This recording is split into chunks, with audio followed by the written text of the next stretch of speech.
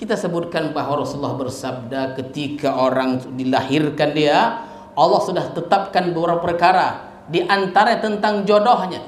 Sejarah atau jodoh setiap manusia itu berbeda-beda, ada yang cepat, ada yang sedang, ada yang lambat. Yang lambat itu mungkin Allah ingin menyelamatkan dirinya, sehingga Allah sesuaikan waktunya. Kalau sudah sampai waktunya, Allah akan datangkan jodoh yang elok baginya. Dan saya sebutkan nanti tuan, ibu, kalau berdoa makruh hukumnya, ya Allah jadikan fulan bin fulan itu jodoh anakku. Itu hukumnya makruh. Doa yang baik itu, ya Allah sekiranya fulan bin fulan itu baik untuk anakku, dekatkanlah ya Allah. Begitu.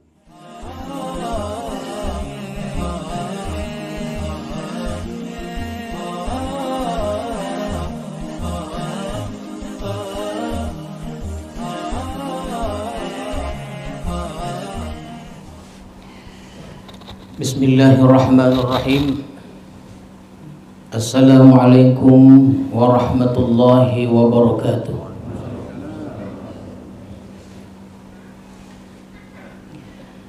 Alhamdulillahi rabbil alamin. Wassalatu wassalamu ala ashrafil anbiya'i wal mursalin wa ala alihi wa sahbihi ajma'in, amma ba'd.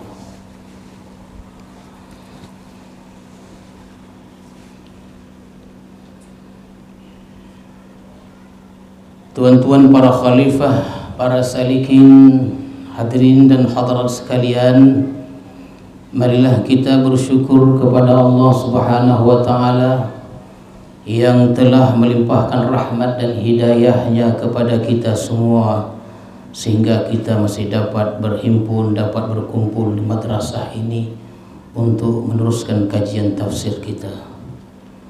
Semoga Allah berikan, turunkan rahmat dan ridha-Nya kepada kita semua.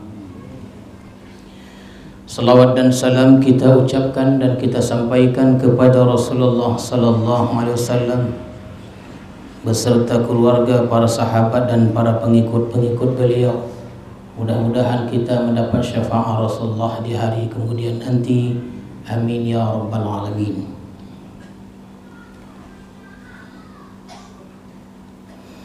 Maka pada pertemuan kedua dari tafsir surah Yusuf ini, kita mulai ayat yang ke-7. Maka berfirman Allah, Bismillahirrahmanirrahim, Laqad kana fi Yusufa wa ikhwatihi ayatul lisailin.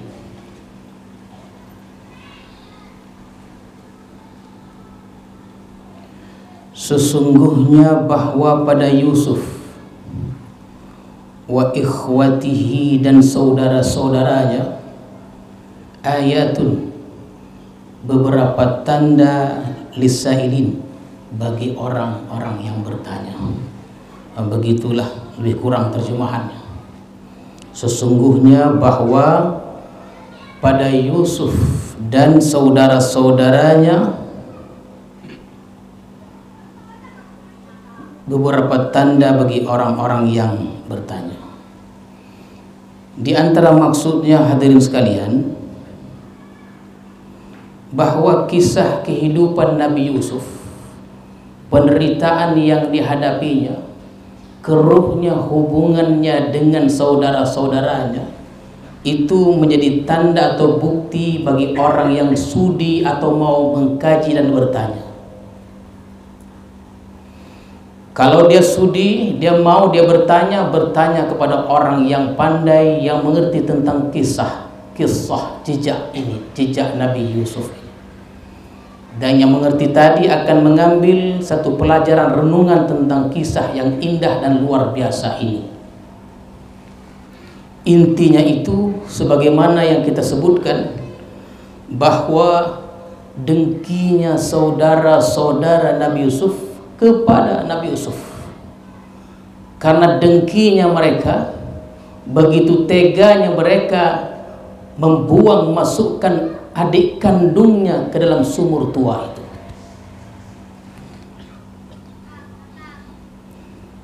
Kita ulang sedikit.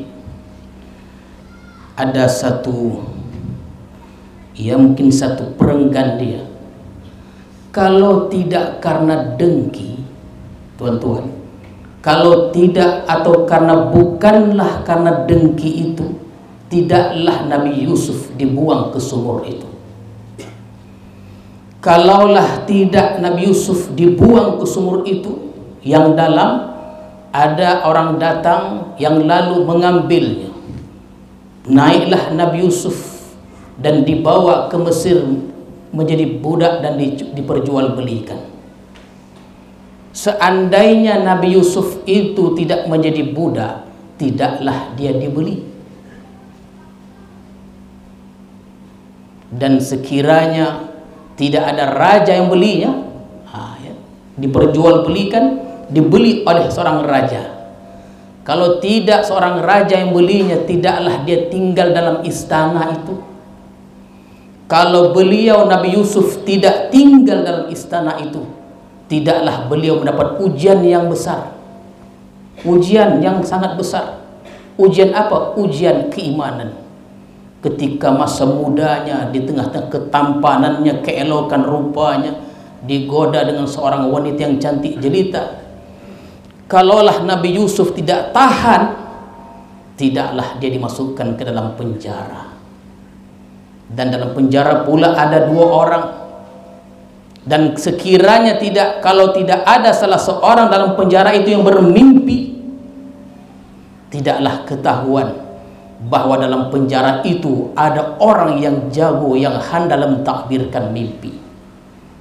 Dan ingatlah, sekiranya raja yang berkuasa pada saat tidak bermimpi, baru dia tahu bahwa yang dipenjarakan itu ada orang yang handal, yang pandai dalam mentakbirkan mimpi, tidaklah Nabi Yusuf itu keluar untuk mentakbirkan mimpinya.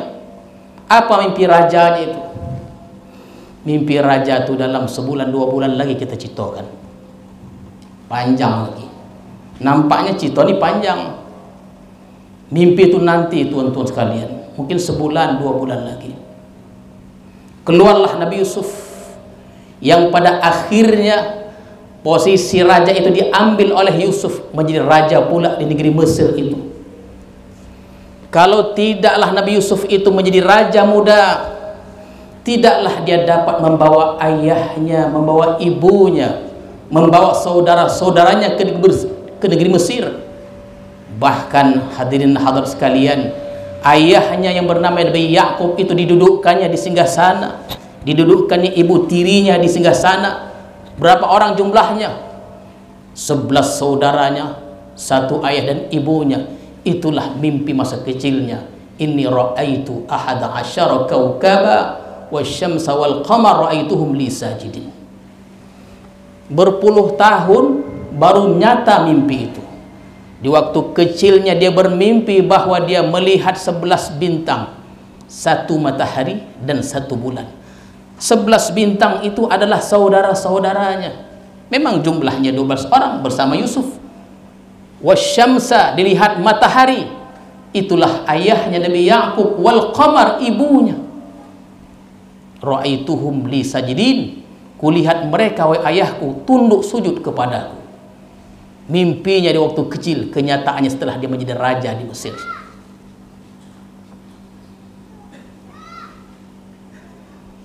Didudukkan ayahnya, didudukkan ibu tirinya, kemudian dibaikinya saudara-saudara yang telah mengkhianatinya, yang sudah berbuat curang kepadanya, yang zalim kepadanya. Tapi ingat tuan-tuan sekalian, walaupun Nabi Yakub ini ayahnya, didudukkannya di singgasana, karena dengan tawadhu'nya ayah tunduk sujud kepada anaknya.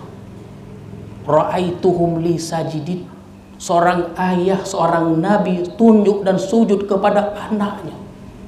Begitu tawadhu'nya. Ini pelajaran pada kita. Abu Bakar itu mertua kepada Rasulullah. ketika Rasulullah itu digigit kalajengking, ditahannya gigitan, ditahannya sakit itu karena adabnya kepada menantunya. Abu Talib begitu hormat dan kagumnya kepada kemanaannya, sehingga dia kata, "Berdakwalah engkau wahai Muhammad, ya, aku akan tetap berada di sampingmu, membelamu." Hamzah bin Abil Muthalib, pamannya, adik Abdullah itu, adik ayahnya, sehingga mati di perang Uhud hanya membela kemanaannya Rasulullah SAW. Orang-orang yang mulia itu tidak suka kepada kemuliaan.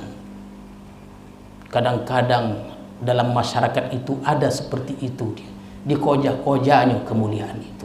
Nabi Yakub tunduk dan sujud kepada anaknya. Begitu dia. Itulah di antara maksud laqad kana fi Yusuf wa ikhwatihi ayatun lisailin. Jadi tuan-tuan, puan-puan serta hadirin hadirat sekalian, dalam kita hidup bermasyarakat ini akan ada hal-hal seperti itu, yang dengkinya, yang irinya, yang dengkinya, yang fitnahnya, yang membuat-buat cerita, itu akan ada di segala zaman dan segala tempat. Dimanapun kita pindah, kita akan berjumpa dengan orang jenis seperti ini. Tapi Allah dan Rasulullah ajarkan kepada kita untuk tetap bersabar, karena segala yang kita buat, yang betul tidak betul, apalagi yang salah. Tidaklah kita ingat tentang kisah Luqmanul Hakim. Luqmanul Hakim ini sampai diabadikan Allah menjadi salah satu surat dalam Al-Quran Karim, surah Luqman. Beliau ingin mengajarkan sesuatu kepada anaknya. Mari anakku, teori dan praktek, mari ikut bersamaku, marilah kita berjalan. Maka macam mana pandangan masyarakat terhadap kita nih? Apa yang kita buat? Tak ada yang betul.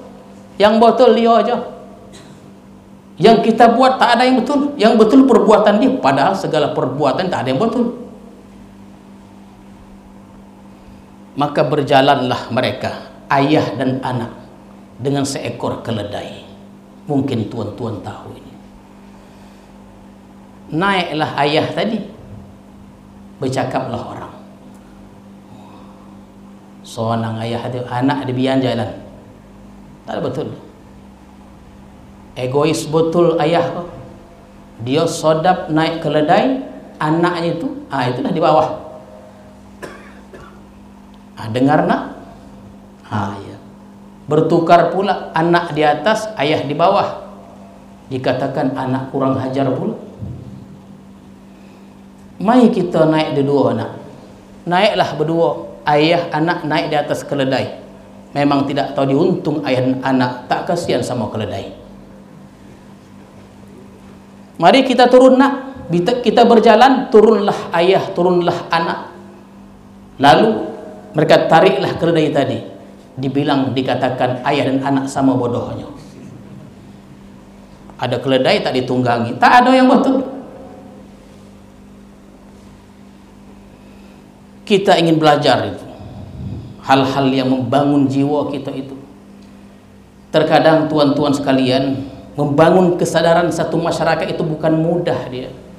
Tidakkah kita ingat satu cerita seorang raja dengan sesendok madu? Dia ingin coba macam mana masyarakatnya itu.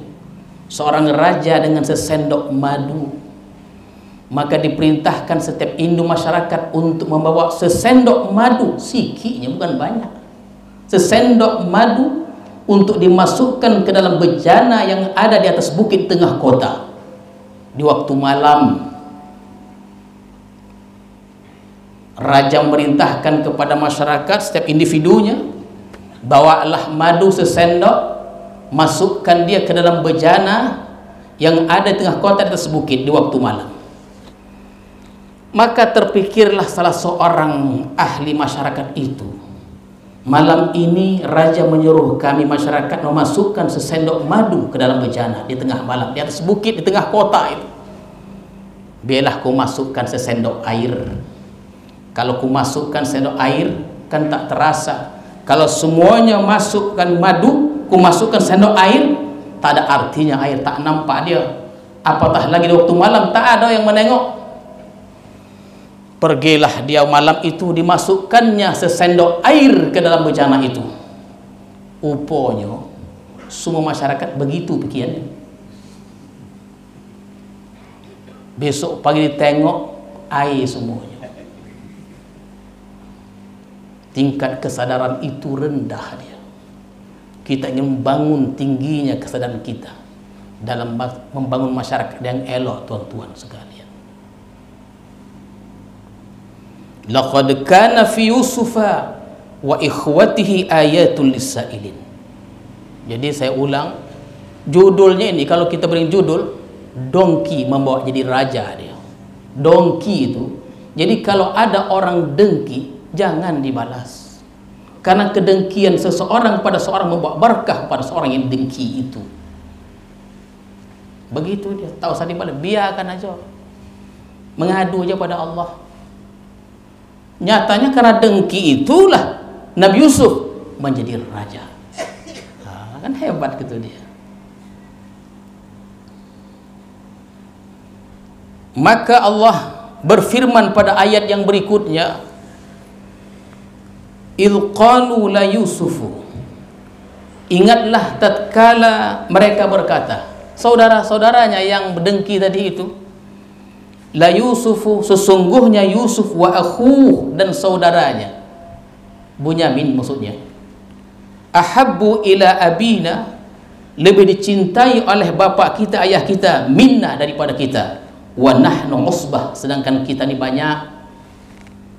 Inna abana lafi dhalalim mubin, sesungguhnya ayah kita dalam kesesatan yang nyata. Mereka menyangka sangkaan yang tidak betul. Kalau hawa nafsu sudah menguasai diri, maka segala perkataan tak betul, sangkaan-sangkaan tak betul adanya. Mereka menyangka ayah mereka itu lebih menyayangi Yusuf dan saudaranya Bunyamin, terutama Yusuf, daripada kita. Ini tak betul. Kenapa? Wa nahnu usbah, kata mereka. Kita ni amai. Kita ni amai. Berapa uang? 10. 6 uang, 1 ayah, 1 emak. Lea namanya. Yakub itu istri pertamanya Lea, anaknya 6 orang. Kemudian gundik itu ada istilah gundik namanya. Zilfa dan Bilha masing-masing 2 orang. Jadi 6 tambah 4 itu 2, 2, 4, jadi 10 orang. Anak Nabi Yakub 12 orang. Dari Rachel itu lahirlah 2 orang anak bernama Yusuf dan Bunyamin. Tapi ketika Bunyamin dilahirkan, tidak berapa lama kemudian meninggallah Rachel nih. Yusuf ini masih kecil, kemudian Bunyamin masih kecil. Tumpahlah kasih sayang ayahnya kepada anak yang kecil tadi. Tuan-tuan pun akan merasakan hal demikian. Apalagi Nabi Yakub mendapatkan Yusuf dan Bunyamin di waktu senjanya, sudah tua. Bukan muda, sudah tua, baru lahirlah Yusuf, lahirlah Bunyamin. Sementara Rachel meninggal dunia. Jadi tumpahlah kasih sayang ini kepada anaknya. Kenapa dilebihkan kepada Yusuf, tidak kepada Bunyamin lebih kecil?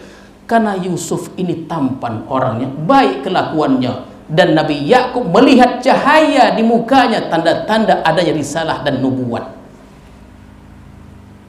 Kenabian. Karena ketika 12 orang itu, Nabi Yakub ini bertanya-tanya. Nabi Ibrahim menurunkan risalat nubuat kepada anaknya Ishak. Ishak pula setelah wafat dia meninggalkan nubuat kenabian kepada anaknya Yakub. Tentu Yakub punya anak 12 orang, dia bertanya kepada siapa diturunkan nubuat ini. Semuanya mau. Siapa? Ketika bermimpi itulah Nabi Yusuf yakinlah dia inilah yang akan diberikan risalat atau nubuat itu. Dan Qurtubi mengatakan rencana mereka membunuh adik Yusuf ini ketika mereka mendengar, tak tahu tak ada yang mana kobanya, karena dinding-dinding rumah kita ini mendengar juga di kobanya sama orang. Mereka mendengar bahwa Nabi Yusuf ini bermimpi. Padahal Nabi Yakub berkata kepada anak, jangan engkau ceritakan kepada saudara-saudaramu. Semenjak perkataan itu meluncur dari mulut ayahnya, Nabi Yusuf pun walaupun kecil, riwayat mengatakan pada waktu umurnya 12 tahun, semenjak perkataan itu beliau sangat hati-hati bergaul dengan saudara-saudara, tak mau lagi. Ya. Dan koja Nabi Yakub ini memeluk anaknya untuk menghilangkan rasa sedih lain, dipeluknya anaknya. Kocik lagi. Macam kita lah tuan-tuan sekalian. Tentulah kita lebih sayang kepada anak kita yang paling kecil. Kenapa? Karena jarak hidup anak kita paling kecil itu lebih pendek dari abang-abangnya. Ditengoknya gelagat Yusuf Yakub lebih sayang kepada Yusuf nih. Itu tuan-tuan sekalian, ada yang mengatakan ketika Rachel masih hidup nih, mereka ini mendapat tekanan. Walaupun Lea ini kakak kandung ayah mereka Laban namanya, itu pakcik Nabi Yakub, Laban nih. Jadi hadirin hadirat sekalian, Lea ini kakaknya Rachel, mereka ini adik-beradik, kakak adik. Inilah istri-istri Yakub. Dulu boleh, sekarang tak boleh lagi. Walaupun bersaudara kandung, ada juga iri dengkinya.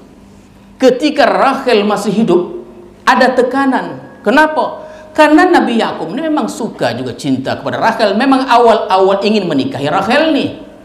Karena waktu itu ada tradisi, tidak boleh adik dulu menikah, mesti kakak dulu.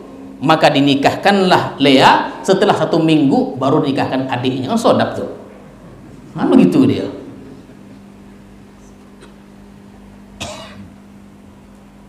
Adik kandung ada perasaan tak enak itu. Karena Yakub ini dia tumpah kepada Rachel, apalagi Yusuf. Meninggal Rachel, ini tekanan semakin berkurang, bukan semakin berkurang, semakin tumpahlah kasih sayang kepada Yusuf. Makin boncilah sama Yusuf. Wa nahnu usbah, kita dia amai kita. Yang anak Zilfa dan anak Bilha pula tak boleh berbuat apa-apa. Mereka mesti ikut cakap yang 6 orang nih. Suaranya lebih banyak, nanti dibantai nanti. Terpaksa ikut. Anak menyebelahi Yusuf dan Bunyamin, kocik lagi. 6 orang sudah besar, anak Lea nih. Maka mereka mau tak mau ikut cakap yang besar-besar itu. Apa kata mereka? Mereka ikut aja. Anak Zilfa dan Bilha ini.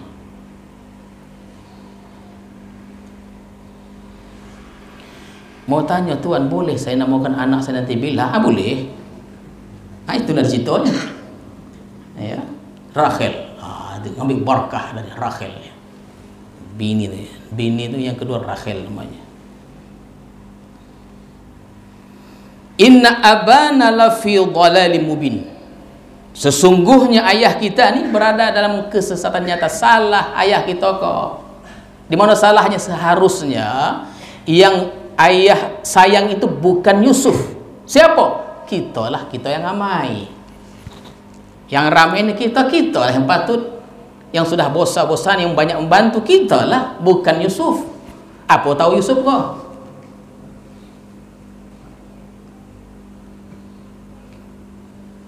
Jadi mereka ini bersekongkol lah. 10 wang lah. Tuan-tuan, mudah-mudahan saya tidak salah yang saya baca. Anak sama mak bersekongkol untuk menyingkirkan Yusuf ni. Karena keberadaan Yusuf ni memayahkan mereka. Tak goma mereka. Sekongkol. Padahal Yusuf tu kemanaannya? Setelah mereka bersekongkol nih, ya mereka bersekongkol. Apa bunyi sekongkolnya itu? Pertemuan luar biasa lah itu. Di mana tak diceritakan lah, tak apa pokok, tak tahu kita. Apa dia isinya? Kata Allah. Ini yang menceritakan Allah Subhanahu wa taala, bukan manusia. Apa isi pembicaraan mereka nih? Adik-beradik itu. Uktulu Yusuf, bunuh Yusuf. Uktulu Yusuf. Awit rahuhu ardan, atau buanglah dia ke suatu bumi.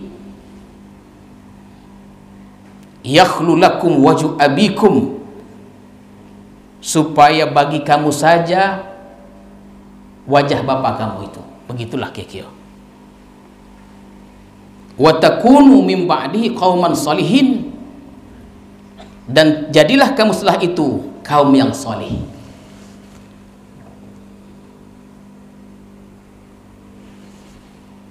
Bunuh atau buang ke suatu bumi, suatu negeri supaya dia kelaparan, maksudnya begitulah. Kalau bunuh dah tahulah ngerti, bunuh habis selesai cerita. Kalau dibuang dia ardan awitrahuhu ardan, buang dia ke sebumi atau negeri, entah kelaparan dia, entah sosek dia, matilah dia. Nabi Yusuf tadi ini, yakhlu lakum wajhu abikum, kalau Nabi Yusuf tak ada, tak dipandang lagi muka dia, muka kalian yang dipandangnya. Tumpahlah pandangan Yusuf itu kepada muka-muka kalian.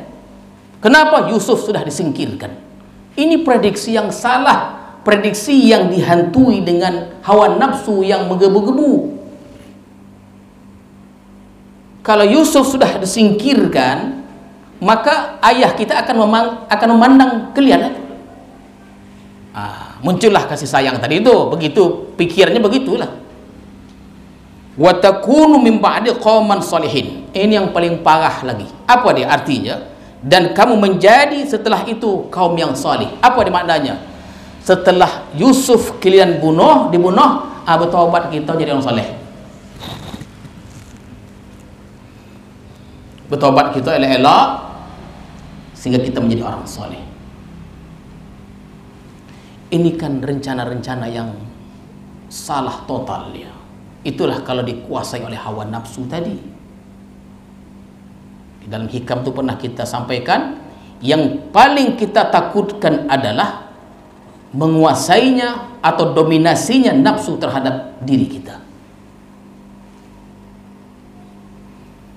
Jadi ada dua rencana, bunuh, buang. Ketika mendengar ini, qala qailun minhum, berkata di antara mereka nih, oh jangan begitu, la taqtulu Yusuf, jangan bunuh, bahaya. Macam mana caranya? Jangan dibunuh. Ada je tak sampai hati itu nya. Iya. Jiwa yang kecil tu, hati kecil nurani itu tak sampai hati, ada juga. La taqtulu Yusuf, jangan bunuh Yusuf.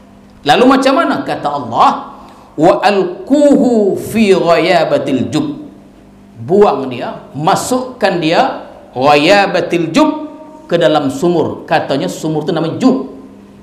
Jadi artinya ghayabatul jub, sumur yang dalam dan gelap. Itu bukan telaga buta, bukan. Bukan telaga buta, biasanya tak ada. Ini di bawahnya ada pasir, ada batu, tapi golap dia, masukkan ke situ. Oh, sampai hati.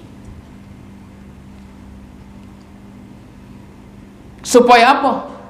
Itu pemikiran-pemikiran tadi yang sudah dimasuki hawa nafsu tadi, masukkan dia ke sana, yaltaqithu ba'dus sayyarah, supaya dia diambil, dipungut ba'dus sayyarah, orang sebagian lalu. Kebiasaannya tuan-tuan, diketahui orang lalu di situ berhenti mengambil air, rupanya di sumur itu masih ada air sedikit. Disitulah menimba mengambil air untuk minum. Lalu orang itu berhenti.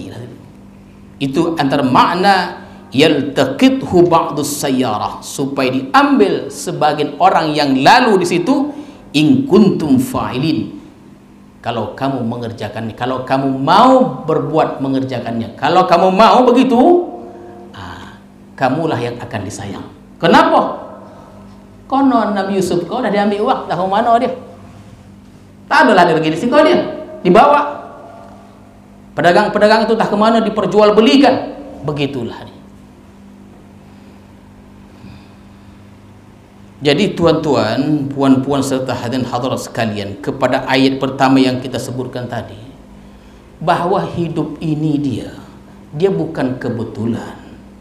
Janganlah kita beriktikad bahwa hidup ini kebetulan. Tidak, tapi sudah ditakdirkan Allah Subhanahu wa taala. Kita ni hidup ni laksana kita seperti rel dan kereta api, tak boleh ke mana, ikut rel tu lah gitu. Begitulah hidup tu, tapi kita mesti ada ikhtiar. Ada doa, ada ikhtiar, itu masih ada.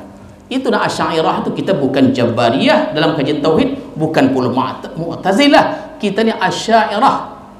Walaupun seperti rel, seperti kereta api, kita ada ikhtiar mana yang baik, mana yang buruk, karena Allah berikan kita akal. Dengan akal lah kita bisa menimbang mana yang baik, mana yang buruk, mana yang tidak, mana yang iya. Mesti begitulah dia. Contoh ini, sungai lagi deras dia, kita tak pandai buanang, kita hanya menyebuang.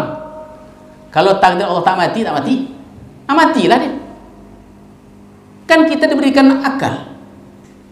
Ini sungai deras, kita tak pandai berenang, lalu kita mau nyebrang. Kalau Allah belum menakdirkan aku mati, walaupun aku tidak pandai berenang, air deras tak mati aku, itu bodoh namanya. Allah berikan kita akal. Dengan akal kita berpikir, aku ini tak pandai berenang, sementara sungai ini deras. Oh, tak bolehlah, biar aku pinjam sampan dulu. Begitulah sampan, bahaya sana.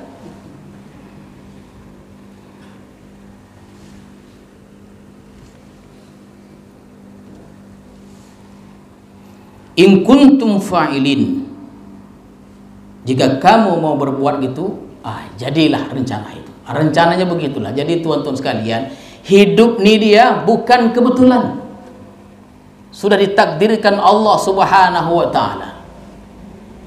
Kan banyak orang datang gitu, terkadang kita sebutkan, umur saya sudah sekian tuan, tapi belum lagi ada jodoh. Itu paling banyak tuh.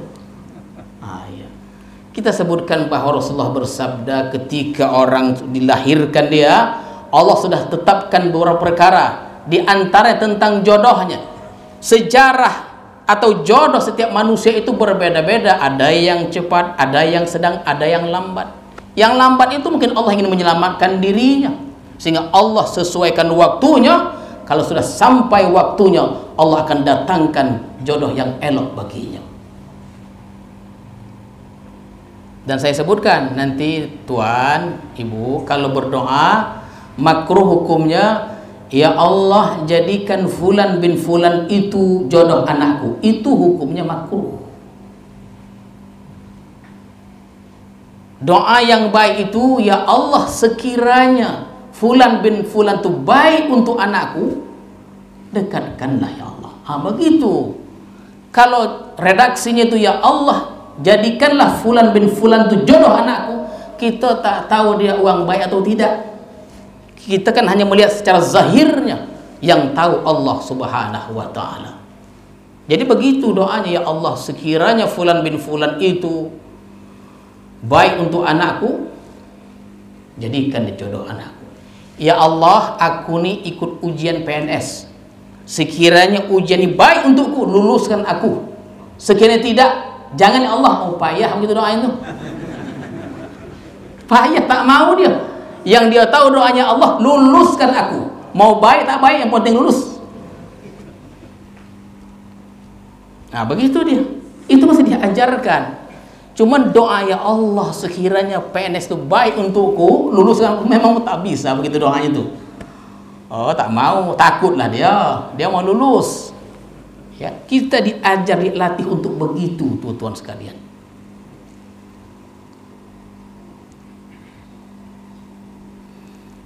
Jadi ada 3 rencananya: bunuh, dibuang, masukkan ke dalam sumur tua. Selesai, bubar. Besoknya menghadap ayah. Ya, menghadaplah mereka ini. Maka berfirmanlah Allah, qalu ya abana ma laka la ta'manna ala Yusuf. Ismam dia cara membaca la ta'man, dimonyongkan dia. Bismillahirrahmanirrahim mursaha. Ada orang bertanya, karena pertanyaan ganjil-ganjil. Ditanya kepada saya, tuan, kira kenapa dibaca majriha, imalah? Karena saya bilang, waktu Nabi Nuh itu mau naik bahtera, tergelicik dia. Jadi tak dibaca majriha, tergelicik dia. Ionya tuan, begitulah. Dia bertanya begitu, kita jawab begitu. Tapi bukan tidak ada sumbernya, ada sumbernya. Bismillahi majreha mursaha. Kenapa tergelici dia? Majreha. Lalu macam mana bacaan qalu ya abana ma laka la ta'man? Rupanya orang ni ketika berhadapan dengan ayahnya, ya macam kita lah, menunjuk pakai mulut. Ya kan? Begitu dia. Kita memang di Sumatera begitulah dia. Orang bertanya alamat sama kita, Pak boleh tanya di mana jalannya, tunjuk pakai mulut itu nih. Saya pernah tuan-tuan sekalian dalam tahun 2000 itu, 2001 sampailah saya ke Solo itu jam 2 malam. Bukan tanggung jam 2 malam, goca nah. Goca. Saya panggil RBT. Ada RBT, ojek. Saya minta antarkan ke alamat nih. Apa kata dia? Mas, dipanggil saya Mas. Oh iya, jadi omeh gitu. Tengah malam saya panggil omeh. Mas, tengok tuan-tuan. Dia mau menyuruh saya naik ke Hondanya itu, ke kereta dia. Ya Hondanya itulah. Silakan Mas, pakai jari ini. Silakan Mas naik. Oh iya pula mati saya. Tak pernah dari Jakarta orang menunjuk pakai mulut aja. Naik saya. Dalam perjalanan itu, ini bahaya, ini golap, ini bahaya jam 2 di negeri orang. Berhenti di muka pagar. Mas, ini alamatnya Mas. Pakai tangan Iko. Iko ya tidak aku. Saya kotuk lah, memang betul punya. Ya. Qalu ya abana ma laka la ta'man. Begitu dia bacanya. Jadi kalau imam tu baca gitu, mau digitukan tu orang tak tahu tu dah. Tapi begitulah. Qalu ya abana ma laka la ta'man. Begitu dia. Bacanya begitu. Mengode itu ayah, begitulah dia. Ya, mengode tak elok. Ayah kau dah namanya dah tua. Orang tu bercakap kan tak begitu donga. Dia kode-kode lah pakai mulutnya. Malakala ta'man. Mereka berkata setelah persekongkolan tadi, sudah rencana tadi datang esok menghadap ayahnya, berkatalah mereka, wahai bapa kami, ya abana, malakala ta'manna ala Yusuf. Kenapa engkau tidak percaya kepada kami atas Yusuf ni? Rupanya dah nampak gejala tu dah nampak gelagat tu, dah nampak dia Nabi pula, ya, tapi tidak mau copek menuduh. Begitu pula dia, ika belum apa dah tuduh dah. Wa inna lahu lanasihun, dan sesungguhnya kami baginya ikhlas menjaganya. Ya. Itu tuan-tuan sekalian, itu kalau kita bercakap begitu di hadapan polis yang pakar, tahu dia getaran suara itu, raut wajah, ekspresi, tahu dia kebohongan atau tidak. Dulu kan tak ada, tapi firasat seorang nabi itu tahu dia. Mana ada dulu ilmu itu dulu. Sekarang ini ada ilmu untuk belajar tentang polisi, itu belajar itu dia. Ditanya satu hal tuh, getaran bunyi, getaran suara tuh, raut wajah, ekspresi itu membuktikan dia tuh jujur atau tidak. Kalau nabi-nabi tak perlu itu, tahu dia. Firasatul mu'min tuh, firasat tuh kuat kali. Karena yang dicakapkan itu bertentangan dengan hati sanubari. Maka kita latih diri kita, setiap perbuatan, perkataan sesuai dengan hati sanubari kita. Kalau tidak, kalau selalu dia berlawanan, sakit kita.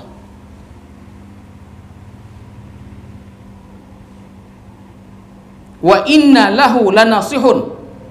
Wa inna sekali, lahu sekali, lanasihun. Bukan main takkid itu. Sesungguhnya kami ini bukan main menjaganya. Jangan khawatir. Begitulah agak-agaknya. Oleh karena itu tambahan saya saja nih ya. Kata Allah, arsilhu ma'ana ghadan. Wahai ayah kami, ayahku, arsilhu, kirimlah dia Yusuf ni bersama kami ghadan, besok. Ya, esok. Yarta wa yal'ab, supaya dia bisa makan-makan, bermain-main dengan kami nih. Kan kesian nengok Yusuf nih, tak ada di rumah aja dia. Nanti tak ada perkembangan pemikirannya, tak ada pergaulannya, biar sama kami makan-makan dan lain-lain. Kelangkat sekejap, biar tengoknya keramaian, ditengoknya jembatan, kan begitu dia. Di tepi sungai itu ada rileks dan lain-lainnya, supaya cerah pemikirannya. Begitulah agak-agaknya. Yarta wa yal'ab.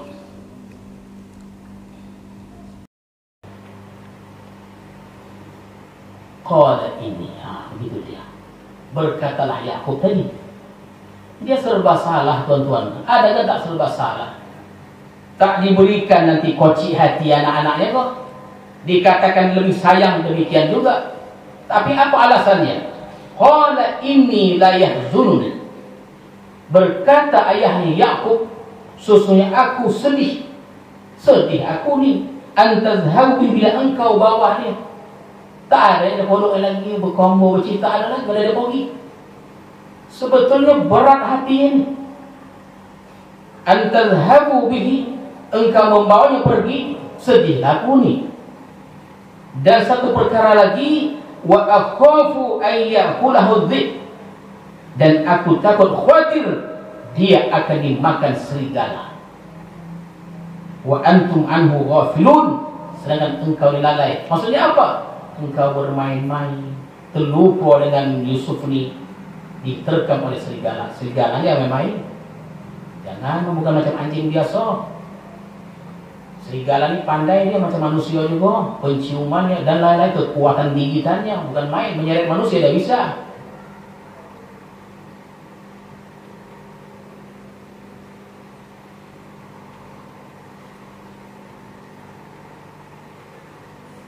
Begitulah pandangan ayah Yakub. Ya. Lalu macam mana tanggapan anaknya ketika perkataan ayahnya? Minggu depan pula ya. Minggu depan pula. Minggu depan kita apa perkataan anak-anak yang 10 ni ketika ayah mengatakan aku sedih kalau kau bawa dia dan aku khawatir bila dia dimakan oleh serigala, sedangkan kamu lalai dalam menjaganya. Apa jawaban anak-anak yang lainnya? Tuan-tuan sekalian, kita sambunglah minggu depan. Ya, mudah-mudahan. Ya, bukan mengantung dah. Memang habis waktunya. Ya, mudah-mudahan Allah berikan rahmat kepada kita semuanya, dimudahkan segala urusan kita dan taat ibadah kepada Allah Subhanahu wa taala. أعوذ بالله من الشيطان الرجيم بسم الله الرحمن الرحيم اللهم زدنا علما وارزقنا فهما والحقنا بالصالحين اللهم اجعل جمعنا هذا جمعا مرحوما وتفرقنا من بعده تفرقا معصوما وصلى الله على سيدنا محمد وعلى آله وصحبه أجمعين والحمد لله رب العالمين السلام عليكم ورحمة الله وبركاته.